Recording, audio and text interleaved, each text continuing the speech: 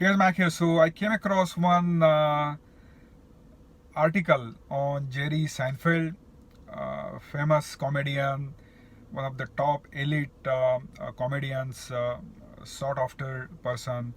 Is close to $900 million today, and he had a great run. All of them had a great run with the Seinfeld show. It went on for like 14 years at a stretch, and the show ended in 2012. And that article talked about how Jerry kept on perfecting on one singular joke in 2012. In 2012, the Seinfeld show ended, and then even after years of success, achieving this massive success, right?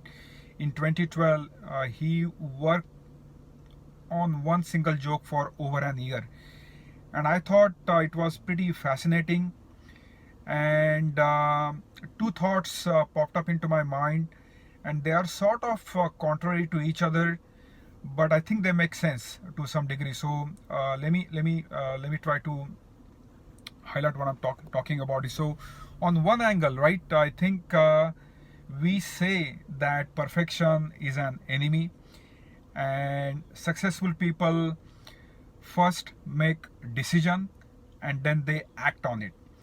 So they try to make a decision about building the plane, and then on the way down, they build the plane. So perfection is an enemy. That is one thought, right?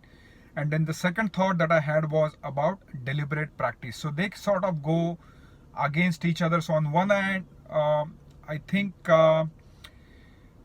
even though we say that perfection is an enemy, why would Jerry keep on working on that one singular joke for over an year?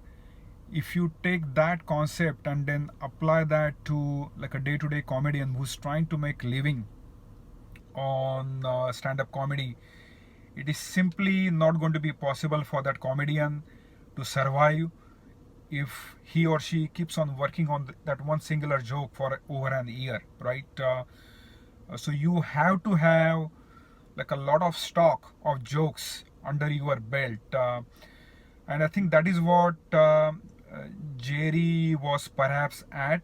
He had built massive goodwill, massive profits, massive net worth, and then just because he could, I think he could have kept working on. He would have kept working on that one singular joke because he could afford to. But if you apply that perfection is an enemy principle, it may not work for average day-to-day comedians. So that's the first point, right? And then on the other hand, right, there is a concept of deliberate practice. Malcolm Gladwell, he famously popularized the concept of 10,000 hours rule. And what it says that basically, if you really want to get good at something, you need to have deliberate practice of your craft, your niche, whatever you might be good at, right? So it could be sports, it could be writing, it could be photography, it could be blogging, vlogging, anything, craft, painting, anything that you can think about, right?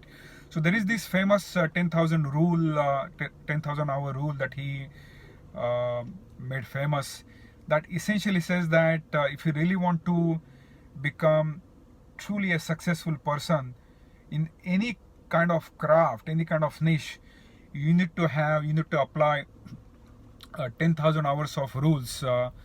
Then only you can then start to attract a lot of fame, lot of success, lot of creativity, so on and so forth, right? So coming back to Jerry, right, I think that is my other point, that perfection. So another thing that we know, that all these successful elite people, they are good at perfection to a great degree. So if you take about Michael Jordan or Kobe Bryant, right, two NBA superstars, right, they were known for deliberate practice. They used to practice hours and hours to make sure that their craft gets perfected, so that when the decision time comes in the game time, when that 1 second or 2 seconds remaining on shot clock, right? They can confidently take that shot, right? So that is another angle to what I was thinking about, why Jerry might have been perfecting that one singular joke. Again, these two thoughts are contrary to each other. Perfection is an enemy. For average person, you cannot afford to do that. But at the same time, on the other hand, you need to keep on practicing your craft, your niche, your habit of whatever you are good at doing or whatever you want to become, right, from point A to point B. And I thought that was pretty fascinating.